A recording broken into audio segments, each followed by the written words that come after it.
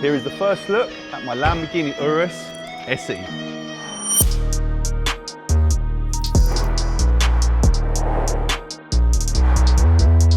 Right, so here's Karel. Hi Karel. How are we doing? How are you? Well? Nice to see you. We're in this photography, videography studio sort of thing. Yeah, we're trying to be a bit different to everybody else. It's on a turntable as well. It is, yes, on a turntable. Should we spin the car around? You can. Let me grab the control. I do feel like I'm at like a Chinese restaurant.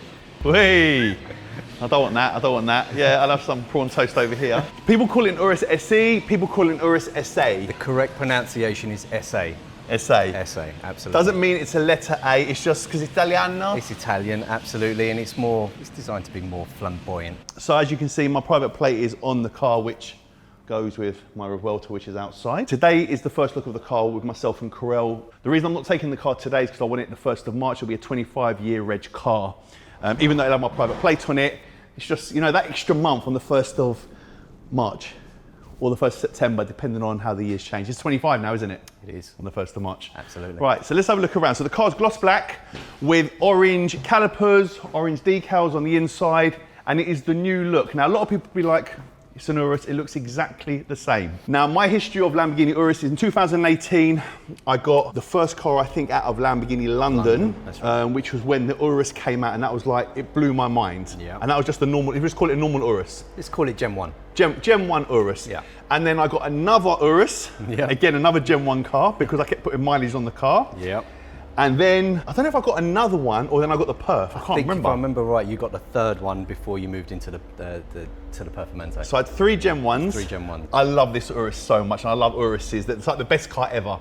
Then I got an Urus Perf. Then you got another Urus Perf. And then I got another, did I get 2 Urus Perfs? 2 Urus Perfs. No, I didn't. Did I? Yeah. Did I? According to the records, as far as I remember, yes. Okay, and then I got the Urus S, which is the one I got recently, Correct. which I put the full kit on, and I've done only 150 miles. Now, the reason I bought the Urus S is because I put loads of mileage on the Urus Perf, and I said to myself, I'm gonna drive the Urus S till this arrived. However, I didn't expect this car to come so early, so I was like, what do? I don't need this and an Urus S. So the Urus S went up for sale and has now been sold, and now the Urus SA has arrived.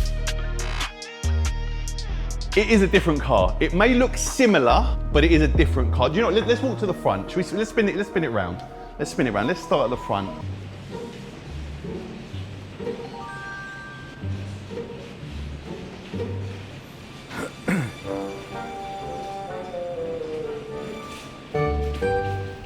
Cool. Immediately what you see differently is the bonnet. That's the first thing that everyone's going to notice the difference, whereas the bonnet previously stopped around here. Your headlights are now been redesigned as well, so different style headlights. They have reintroduced the tuning forks back into the front grille also, which I like them. I'm not going to lie, actually I prefer the tuning forks as opposed to it was too clinical being too straight. Yep. So they're your main differences on the front end. What the biggest giveaway for me between the Gen 1 and the Urus S and the Perf was the vents. Correct. And the carbon bonnet. Yep. So this doesn't have vents or a carbon bonnet. Well, technically it does. It's not exposed It's carbon, not exposed should carbon, we say. correct. We're in like a workshop area, so you can hear cars being revved, Ferraris, Lambos, and God knows what else is here as well. So there's the engine, 620 brake horsepower, 8-speed, bi-turbo, 4-litre. And then with the electric motor added to it, it goes to 800 brake horsepower.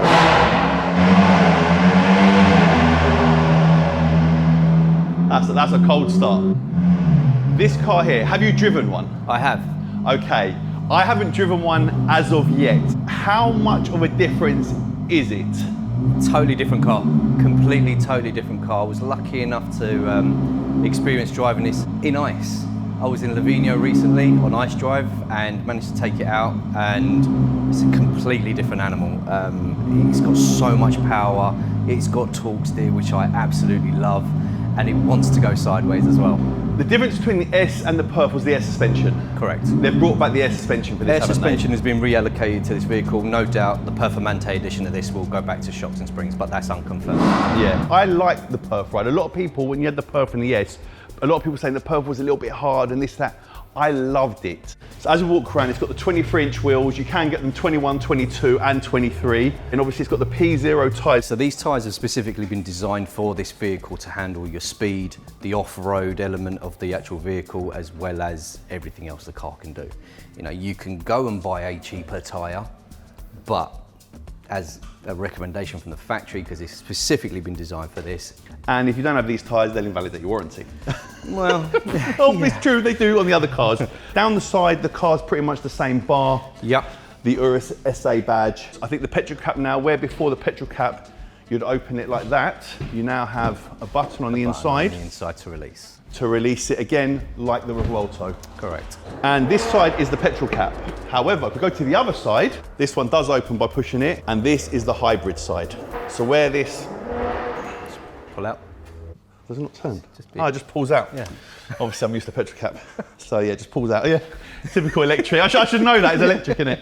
And it shows how many times I've done the Revuelto. Never, clearly. Never. Not once have I ever charged my Revuelto, because it does charge while you're driving. Regen, absolutely. The Revuelto does around 3 miles. Any idea what this one does? You'll probably get around 10 to 15 miles out of it. But that does depend on how you drive the car. You've got to remember, if you're driving it hard, the brain of the car is going to remember how you're driving it, so it's going to give you equivalent range based on how you've been driving it. It's got no tinted windows, which I didn't order because obviously I'll tint the car, and because it looks really weird for me. It's like a very fishbowl effect where you can just see straight in. I always tint my cars. People may say, oh, you're going to put a kit on the car. Right now, there's no kit for this, so it will stay standard, shall we say, but there will be a wrap. Because if I don't wrap it, I have to PPF it because it's black, and you get the whirl marks, and it just becomes a nightmare when it's a gloss black car. But I think this will be wrapped straight away, so I won't really put any mileage on it until it's wrapped, and then I'll decide what I'm going to do. Right, so let's have a look at the back. Let's spin the car around, and let's have a look at the back now. Right, so the rear section is obviously the new look style. So the middle bit is from the Gallardo. It is. Yep, bringing back the old school.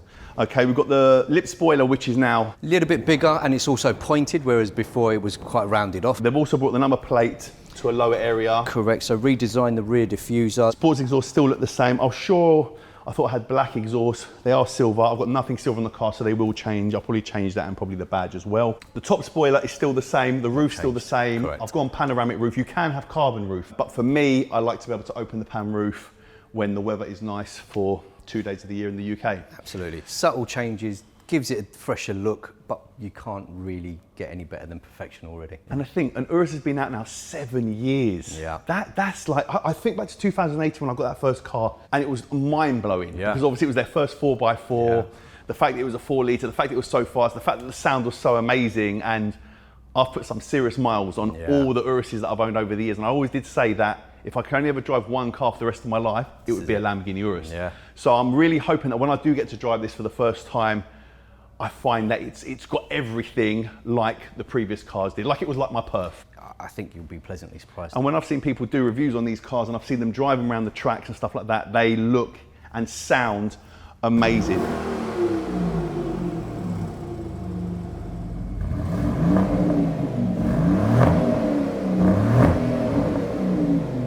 Right, let's have a look at the interior. I've gone subtle, haven't gone over the top with the interior where a lot of people have big orange centers and stuff. It's the bi-color version where you've got as well, you've got the Lamborghini logos in the headrest. You've got this lovely like strip of orange across the middle of the car with the Lamborghini badge, and you can see like the cross stitching all the way across. Looks really, really nice. You've now got a bigger screen in the middle. Screen on the top. So obviously the start button's still in the same place. All your modes, your driving modes are still there. What's the mileage? 21 miles. We're good, we're good. Have a look. And you've got a whole new redesigned display as well now. So you've got the original Lamborghini Aventador display in Corsa. So again, it's kind of gone back to the old school. So that's Strada mode. There you go. Valves are shut. And then Corsa, valves are open. Nice. It's got all the buttons here, which I like buttons, and I like to have a volume knob, which the Revuelto didn't have. You've got your normal vents. I like these vents. I like simplicity. Of course, you have your B&O. You've got to have a good sound system in this car. Everything is gloss black, so I've got rid of anything silver. Yeah, so dark package. Full interior dark package includes obviously the grills for the speakers and everything else as well. Yeah. So and the same way even with the handles, because the handles usually red, silver. Heated seats, massage seats, air-cooled seats, heated rear seats. Got to look after my passengers. The only thing this car won't do is make you a cup of tea. Won't make me a cup of tea. When I spec'd this, I ticked quite a few things on this car. The only big difference is that I changed at the last minute, I changed the colour. I was originally going blue, but mentally I couldn't justify, I think it was like a 15 grand price difference when I can wrap the car for, obviously for me, next to nothing. Plus resale, black car, orange, always works really, really well. If you do go and get a green car, a yellow car, even a blue car, a satin black car, they're fantastic colours, but they're personal preference, whereas everyone pretty much loves a black car and then they can do whatever they want to it. Obviously the Revuelto is different because that was back in the day from when I had the Gallardo. It was an emotional purchase with the Ballon White. But this does feel different. As much as people on the outside will look at this car and think, well, it's exactly the same car, it looks similar, but it's definitely not the same car. Correct. I think that's probably the best way to describe this. I'd probably say the best comparable is saying like an iPhone. Everyone's got an iPhone nowadays. Yep. And it's like having an iPhone 14 and an iPhone 16. Yeah. They both look very, very similar, but the technology, the functionality, everything of the vehicle, you know, the speed of the processors on the phones, the camera quality, everything has changed. So they look the same, but they're definitely not the same. Something that's always cool is to pull off the stickers on a brand new car. So let's peel this off.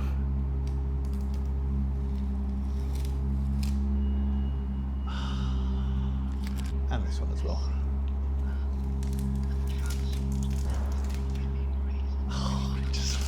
Oh, it's so nice.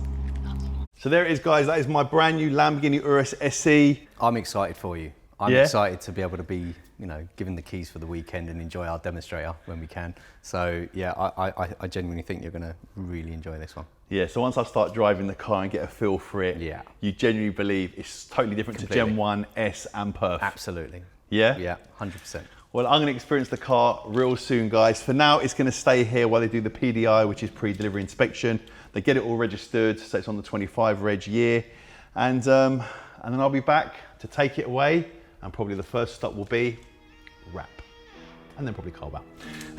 Carell, thanks, my brother. Appreciate it. Guys, I hope you enjoyed the video. Don't forget to subscribe and give it a like if you like this video. See you soon. See you later.